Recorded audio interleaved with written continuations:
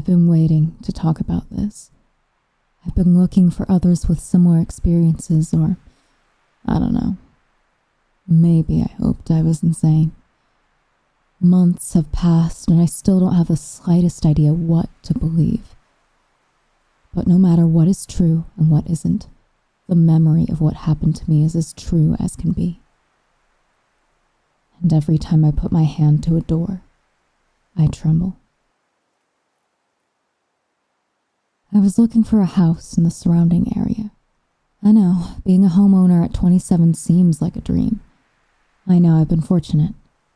Even so, I wanted something remote, spacious, and comparably cheap. I had been looking for something nearby, but everything even close to a larger city quickly ran out of my price range. It wasn't until I started looking at the rural outskirts that I started to see something realistic. I'd been to 4 open house showings in the past week when I came across an ad that looked too good to be true. Another open house, but this one was just perfect. Apparently, they were looking to make a quick sale after a previous deal had fallen through. I made my way to a small nearby town called Tomskog.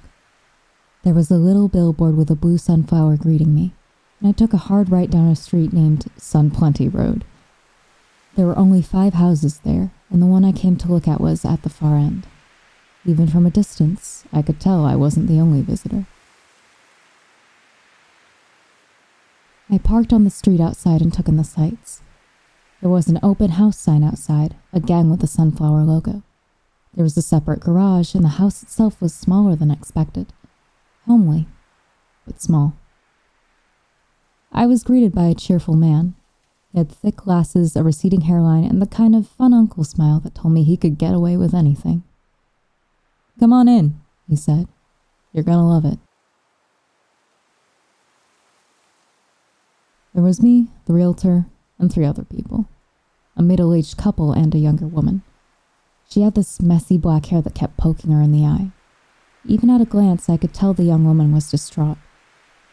She wasn't even looking around the house. She seemed more interested in the people wandering about. The house had a simple and open layout. The bottom floor had a bathroom, a separate study room, an adjoining kitchen, and a lounge area. There were stairs leading to a sort of catwalk on the second floor, making the main room wide open. The second floor had another bathroom, a bedroom, and a guest room. It had this sort of sullen 70s vibe with gray and white flower pattern wallpaper. There were little scuffs and tears pretty much everywhere, but the house itself seemed fine. The realtor, Anders, showed me all the details of the kitchen. He assured me that most of the appliances were to be replaced before the next homeowner moved in, and proudly displayed the new garbage disposal. It was a nice enough setup, but I couldn't tear my eyes away from the young woman standing outside the study. I got the feeling that she was standing guard. As the middle-aged couple walked downstairs, they asked her if they could have a look. "No," she answered with a shrug. "You can't." "Don't mind her," Anders the realtor smiled. "Of course you can." "No," she insisted. "They can't." Anders walked up to her and leaned in. His demeanor shifted. They argued back and forth, and I could hear her repeat over and over, "This is not what we agreed to." The middle-aged couple and I just looked at one another. While the realtor and the young woman argued, we introduced ourselves. I smiled and gave them my name. They were named Helen and Sebastian, or Seb for short. Typical Midwestern salt-of-the-earth kind of people. They were suffering from an empty nest and seemed to want a place to start over. They made no secret about being interested in the place, although Helen wasn't sure about having no direct access to the garage. Seb, on the other hand, wasn't sure about the soil. He wanted a proper garden, and the soil seemed ill-fit to sustain greenery. "Still," Helen smiled, "best place we've seen so far." "Sure is," added Seb, giving Helen a little shake. Anders kept arguing with the young woman. I could overhear her name was Whitney, and she was not willing to cooperate. Finally, Anders just pushed past her, putting his keys in the lock. "Right this way, we'll just take a quick peek." "We're not done in there," she said. You can't just... It was supposed to be packed up, Whitney. I can't help that you're late. That's not... Please, give me an hour. You've had plenty of hours. He clicked the door open and pushed it in. Three of us gave Whitney an apologetic look as we stepped inside. The study was a mess. Old clothes strewn across various furniture, loose papers and books haphazardly thrown across a musky desk, an entire wall of bookshelves full of textbooks, ranging from discrete mathematics to philosophical physics. I stood there for a few seconds, taking it all in. Whitney pushed past us, grabbing an empty box from the floor. Don't touch anything, she sighed. Just look at it and leave. Anders leaned over to us, lowering his voice. You have to excuse her, he whispered. There were some complications with the former owner. Oh, she's the daughter? Seb asked. Anders nodded. While Anders told us about the east-facing windows and the top-of-the-line air conditioning system, I couldn't help but to keep my eyes on Whitney. She was rummaging through the desk, dropping mementos, pictures, and notebooks into one of her many cardboard boxes. I could tell she was sleep-deprived. She kept yawning. Helen seemed eager to just leave Whitney to her grieving, while Seb kept to the practical details. He checked the hardwood floor, the insulation on the windows, the wall linings for pests. At one point, he almost knocked over a coffee table and Whitney came running. She caught a vase that was about to topple off the table. Don't touch anything, she cried out. Just, if you have to be here, stay still. I'm sorry, Seb said. I was just go over there. She waved her hands around, shaking the vase. There was a little rattle coming from it. She shook it again, and I could see the color fade from her cheeks. Carefully, she tipped the vase, and something dark plopped into her hand. A large bronze key. Whitney pulled her hand back, letting the bronze key clatter to the floor. She covered her mouth, forgetting how to exhale. We just looked at her, having what seemed, to us, like a mental breakdown. Nobody move, she gasped. Nobody do anything. We all just stood there. Helen and Seb barely breathed, and I was suddenly hyper-aware of how still my feet were. Anders wasn't impressed. If anything, he was fed up with this. He rolled his eyes and picked up the key. Whitney, I'm sorry. You're gonna have to wait outside. Please, put that down. You can put it with your things and take it outside. Just don't move. You don't know what you're... Anders opened the door, stepped out of the study, and headed straight for the front door. Whitney dropped everything and ran after him. The rest of us followed suit. Wait, she called out. Please wait. As soon as Anders put his hand on the front door, Whitney stopped dead in her tracks. Anders, please, I'm sorry, she said. Just step away. Give me the key. I'll leave. I promise. I swear. That's enough of that. No! He opened the door and took a step forward. The bronze key passed the threshold. We'd all stepped into the main lounge by now, and I heard the door to the study slam shut. There was a sort of pressure shift, making the wind move through the main lounge. Every door in the house slid shut with a click. All except the front door, which was wide open.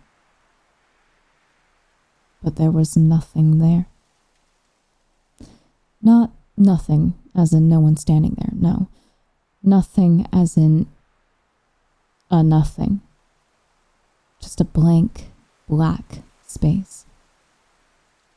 A viscous fluid where sunlight ought to be.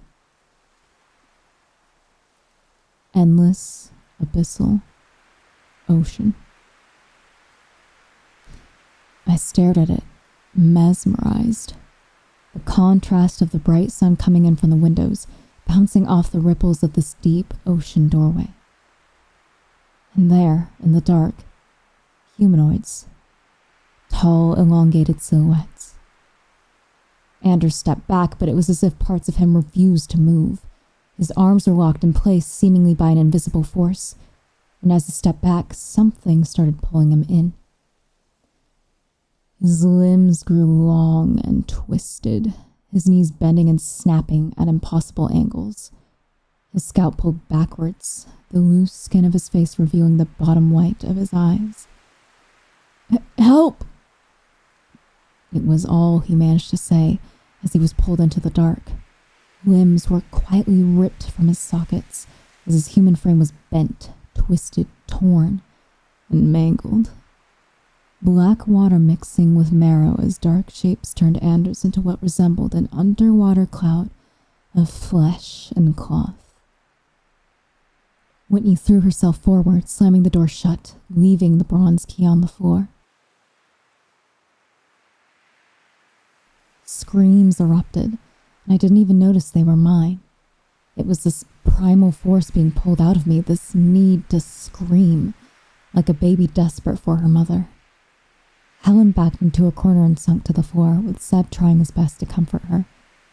Whitney just sat there, looking at the bronze key, her face breaking out in cold sweats. I felt something turn in my stomach and headed for the bathroom. Whitney ran after me, but she couldn't make it in time. I burst through the bathroom door and collapsed on the floor, hyperventilating. Whitney stayed outside, looking at me in shock. You're fine, she said. You're okay. I wasn't. But compared to Anders, panicking on the bathroom floor seemed like a mercy.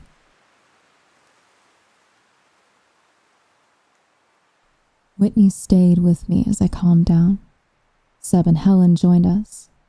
After a few minutes of silence, Whitney excused herself. She came back with a pile of notebooks. She sat down across the hall from me, making sure not to enter the bathroom. My dad, he found something, she said. I wasn't sure exactly what. We should leave, said Helen. We should leave right now. We can climb out a window, said Seb. If the, door is... Just... Please, sighed Whitney. Just stay. We'll figure it out. I mean no offense, said Helen. But what on earth was that? Whitney turned the notebook to a specific page and read aloud. I've been marooned in this house for 30 days. I never know where the door is. Sometimes I can hear water, sometimes not. I tried the windows, but it nearly burst my eardrums from the pressure as water came rushing in. I can't leave. I can't move. They wait behind the door. They wait for me to open. Whitney scratched her head. Helen looked back and forth as if waiting for something to make sense. Seb just shook his head. What does that even mean? Asked Helen. What happened? It has to do with the doors, Whitney explained. They wait behind the door.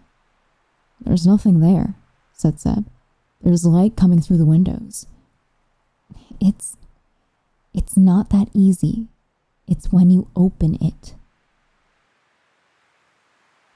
That doesn't make any sense. Whitney stood up and handed Helen 3 notebooks. We can argue the details of Dad's quantum entanglement experiment later, but that's not going to help us. So let's just go then, said Seb. Let's leave. You want to take your chances on the front door? That it won't come back? Go ahead. Seb took a few tentative steps up to the front door. Helen wanted to protest, but she just started looking back and forth. Whitney crossed her arms and turned away. I can't hear anything, said Seb. Are you sure it's there? It's somewhere, said Whitney. I don't know the rules. It has to do with the doors. I got up off the bathroom floor and looked at them. Seb took his hand off the front door and stepped back. Whitney turned her attention to me. You put yourself at risk, said Whitney. That could have killed you. The bathroom? The door to the bathroom. Any or all of these doors, it could be connected. Here, let me... Whitney walked up to Helen and took one of the notebooks back. She turned to one of the latter pages. The framework of passageway, concept of thought, paired in alignment, the darkness standing shy from the mirrored back of Empyrean. Realm unwilled and unbound, misshapen by collective subconscious. We cannot pass, our world-forgotten blocks dissipated. Like a bridge cannot be built of water, and a house cannot be built of wind. But the great craftsman blames not their tools, and eternal gold can be found in humble bronze. Bronze, I said, with the key.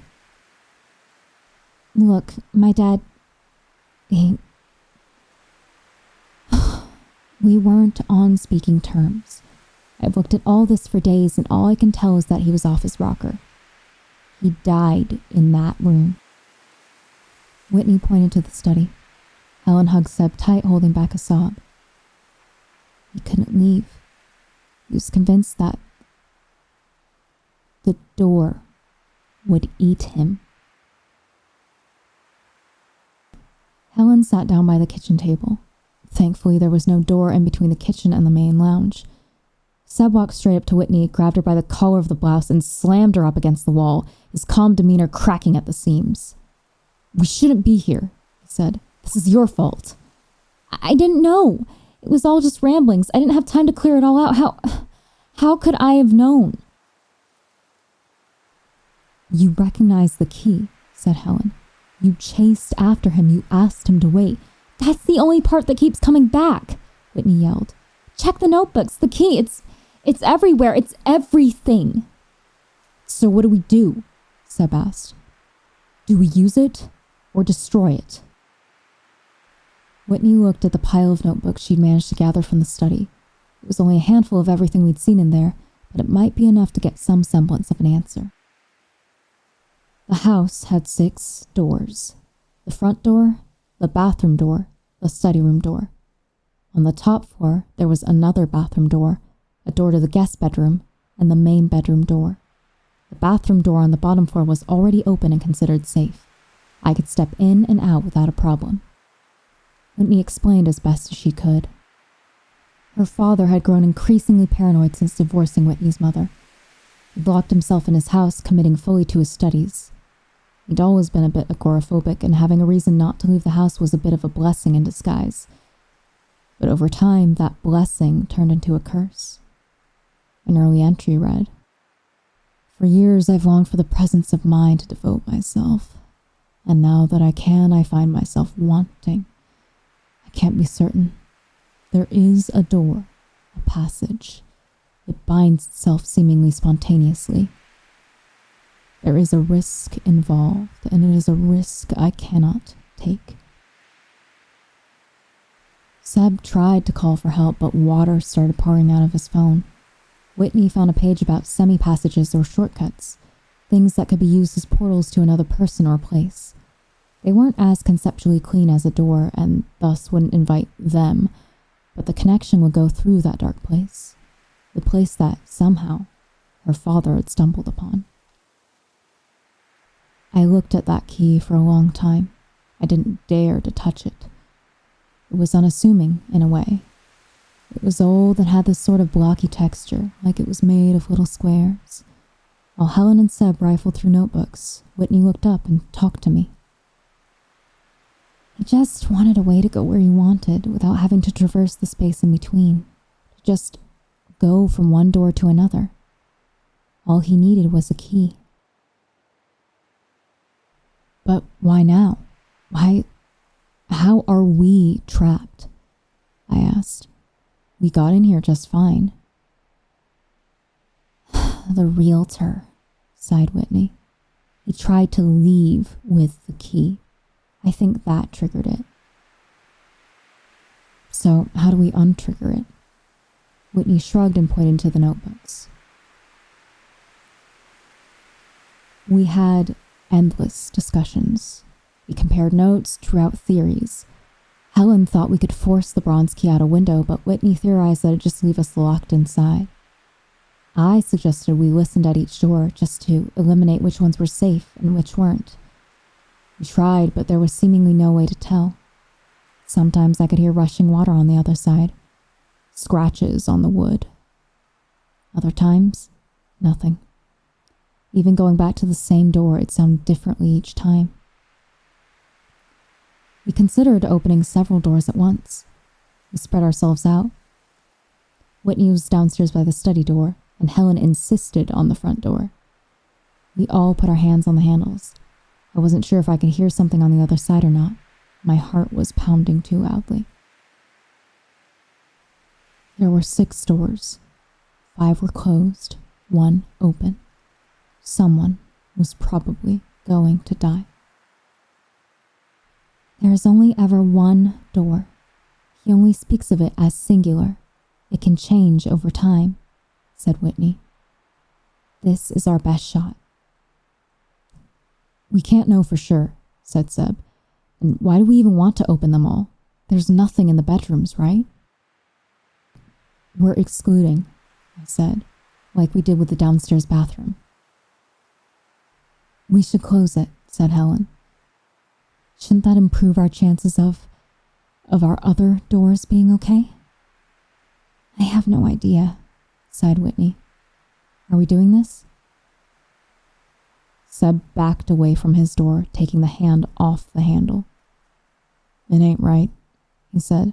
None of it. It ain't right. Everything erupted into an argument. Seb couldn't bring himself to risk his life for anything less than an exit, and Helen couldn't stop crying at the thought of that dark abyss. I couldn't blame her. To this day, I can't stop imagining it. Whitney, trying to act as the voice of reason, read aloud from one of the notebooks. The concept of the passageway, the door, changes at the flick of a thought. An alien thought, like an invisible, uncontrollable shadow of the psyche. It refuses to be controlled. My exit could be my end, or as likely, a wooden frame. Much like we cannot control the smoke of a campfire, we cannot foresee the turning of the passageway. We all looked at one another. Helen collapsed by the front door, crying. Whitney was close to a mental breakdown. I felt this enormous burden settle in my stomach, like I was missing something. Let's take the door off the hinges, said Seb. We'll turn it into an arch. Then it ain't a door anymore. You think that'll work? In theory, maybe, said Whitney. But how do we do that without opening it? We'll take the whole frame off, Seb said. There's a crowbar underneath the sink. Saw it when I checked the garbage disposal. Helen bent down next to the sink, put her hand on the kitchen cabinet handle. I gasped. Was that considered a door? Could it kill her? Would it? I imagined that dark, cold abyss, that enormous force pulling me in, turning my very form into this unrecognizable mass, where no screams can be heard. All I'd have to show for such unimaginable anguish would be a burst of bubbles, and nothing. No! I cried out, stop! But it was too late. Nothing happened. Helen opened it, pulled out the crowbar, and that was that. But for a brief moment, I realized how Whitney's father must have felt. That uncertainty, not knowing for sure if that one flick of the wrist would be damnation or nothing. Helen handed the crowbar to Seb while Whitney gave me a pat on the shoulder. I couldn't stop crying. My whole body was shaking from the sudden rush of adrenaline. Meanwhile, Seb walked up to the front door and started tapping the wood. The theory was this. If there was no door, nothing could come through. There was no point in doing a test run because if it didn't work, someone would lose their life either way. It was better to have an honest chance of getting out. Whitney gathered towels. She had this idea that, maybe, water might start leaking if the door was turned into a semi-passage, like a window. If so, we might have to find a way to quickly stop the flow. By the time we got the towels, Seb started working on the door frame. As that first crack rang out, I heard a click. The front door slid open. Without a moment's thought, Seb pushed it closed. It had barely opened an inch. We all held our breaths. We were fine. Nothing was happening. It's clear, Helen called out. There's nothing there. I saw it. It was nothing. It can change, Whitney yelled back. We can't take that risk again. Like hell we can't. Seb put his hand on the front door, but Whitney tackled him. The crowbar fell to the floor as Helen rushed forward to help. Listen, Whitney yelled. Just listen. A rumble, like a great whale passing in the distance.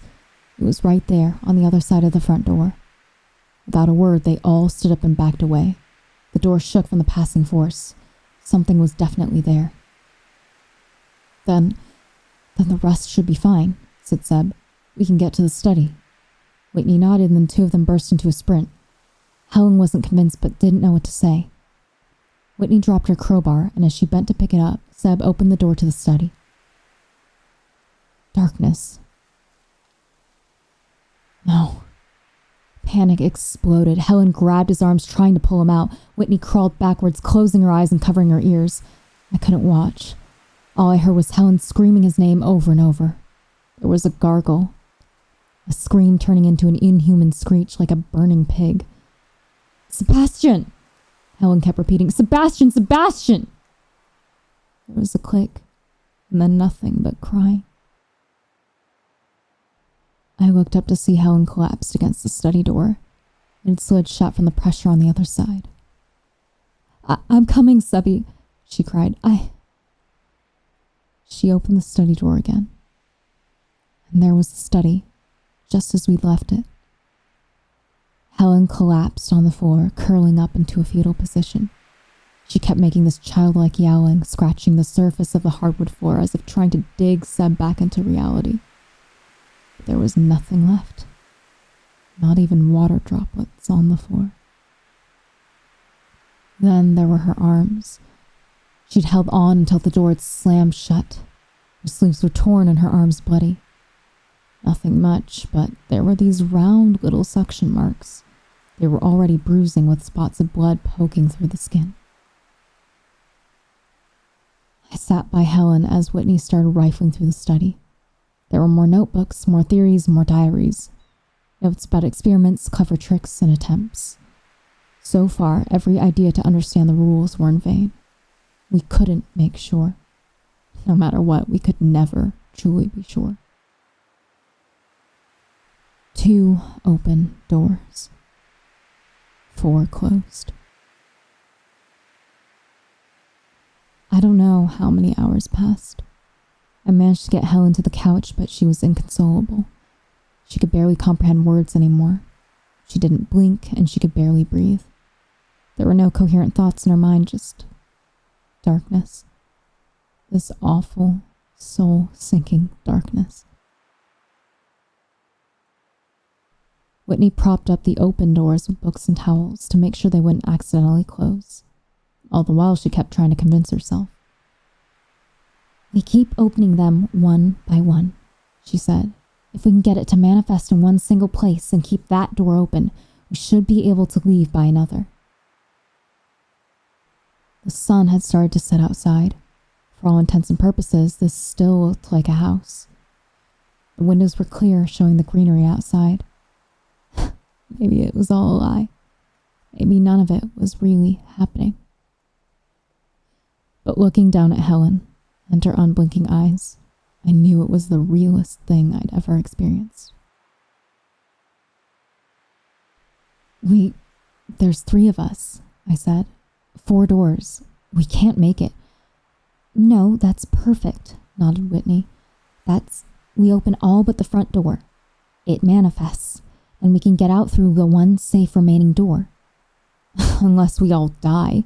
There's nothing that says it can only be in one place. It is implied, said Whitney. If you got a better plan, just tell me. But unless you want to starve to death, we gotta... Starve? I interrupted. Is that what? I looked back at the study where Whitney said her father had died. No words were necessary. She took a deep breath and nodded. He couldn't bring himself to try, she said. So we have to ask ourselves what we want. A long but certain death, or a violent risk at life. The fridge, the freezer, and all the cupboards had been cleared out. Whitney found some raisins for us to share while we pondered what to do. Helen couldn't eat. She stared blankly ahead, waiting for her mind to come wandering back. It was dark outside. Whitney rolled the bronze key between her fingers. I wonder how he did it, she sighed. He never made any sense to me. Maybe it doesn't make sense, I shrugged. At least not to us. Then what made him so special? Well, he did have a lot of books, I said, reaching into a pile we'd gathered from the study. Just look at some of these. Astrology of Abraham, Channels of Esoteric Geometry. I like this one, I said, holding up a little red book. Diary of Emmett Rask. Right, but it doesn't beat the... Whitney pulled out another book from the pile, turning it over. 13 Faiths of the Blameless Mother. I shook my head, looking over at Helen. A handful of raisins slipped between her fingers. She didn't even bother closing her hand. Looking back at Whitney, I sighed. You're right, I said. We have to try. So we did. We lined ourselves up at the top floor, Helen on the far right near the bathroom. I was on the far left by the guest room. Whitney was in the middle by the bedroom. Helen didn't understand. She just mimicked us. We're gonna open on 3, said Whitney. And no matter what we see, just run. Run downstairs and just go. Get out. I nodded. Helen didn't. 1. I tightened my grip. I saw Helen follow my lead, giving me an exhausted look. She could barely keep her eyes open. 2. I started doubting which way to turn the doorknob. I turned a million doorknobs throughout my life, but that was the first time I'd really thought about which way to turn it. I imagined myself hearing water, bubbles, distant rumbles. I tried telling myself that it was all imagined. Fake tricks of the mind. But in my heart of hearts, I knew it wasn't. 3. We all opened our doors. All I saw was a well-made bed, a bag of toiletries, probably Whitney's. I left the door open and turned around. Helen was smiling as the darkness welcomed her. Come on, Whitney screamed. Leave her! The door to the bedroom was open, clear, but I was standing just 10 feet away from an endless abyss. Helen looked at it as if searching for something. She touched the surface with an outstretched hand. Seb, honey, she cried. Sebby, please. A pulse shot through her. I could see the hair on her arm stand up, her veins turning black. Oh, Sebby. In an instant, her flesh unraveled as it flayed itself from the inside out. Her scream stifled as something pulled her in, leaving splotches of blood behind the outline of her feet. A pained moan escaped her, only to be turned to harmless bubbles in the pressurized void.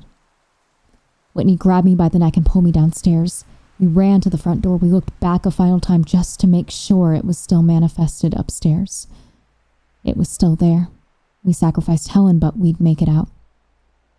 It was still there. We'd sacrificed Helen, but we'd make it out. Whitney pulled the front door open and stopped. Darkness. We'd been wrong. Whitney turned to run as an impossibly long arm grabbed the flesh of her back, straight through her clothes. It pulled her back. I crawled away, not being able to close my eyes. Help me! She cried out. For God's sake, fucking help me! I shook my head, not knowing what to do. I'll never forget those desperate eyes, the betrayal, the pleading. She fought every inch of the way. She dug her nails into the hardwood floor. She kicked, she pulled, she screamed, but for every second she stayed, the more painful it was. The final snap, the fingers dug into her spine, folding her like a lawn chair. A lifeless body dragged across the floor. unceremoniously pulled into the dark with a quiet squelch. And the door, slightly damaged by Sabina's crowbar, slid shut. I was all alone. The door to the guest bedroom and the main bedroom remained open. It was the bathroom and study downstairs. Just 2 closed doors left, the bathroom and the front door. Both closed. Both wrong. There was no right answer. I must have stayed there for days. I found some trail mix in Whitney's bag. I had water, I could shower, I had a change of clothes. I scoured the notebooks over and over and over, trying to find the slightest hint on what to do. There had to be some way of knowing for sure. There had to be. It wasn't until I came across a final note that I realized it was over. It read, "By will alone, we cannot make ourselves right. Right is right, independently of our actions and intentions. We cannot control that which never was, and we cannot be a part of that which will never be. There could be no more perils for me to face, and yet I cannot bring myself to leave. There is no certainty in the unknown. I choose not to live by chance alone." I cried myself to sleep at night. I banged on the walls. I even tried opening a window only to have my left eardrum blown out from the pressure drop. Got a nasty nosebleed as well. I tried reading. I tried making up little worlds in my head. I imagined myself safe and sound. But it was useless. In those final hours of desperate loneliness, I knew I couldn't fool myself any longer. I was going to die. I found myself with my hand on the front door. I learned every crease of the wood, the temperature of the metal handle. I listened to it, studied it. At times, it was quiet. At other times, it wasn't. Sometimes I imagined it quiet. Other times, I imagined voices coming from the other side. Maybe I wasn't imagining it. Finally, I grasped the bronze key. Starving, exhausted, and mentally broken, I opened the front door.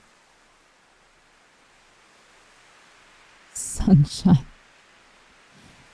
And there on the fresh cut lawn was another realtor, just as confused as I was. So, turns out I was only in there for about 16 hours total.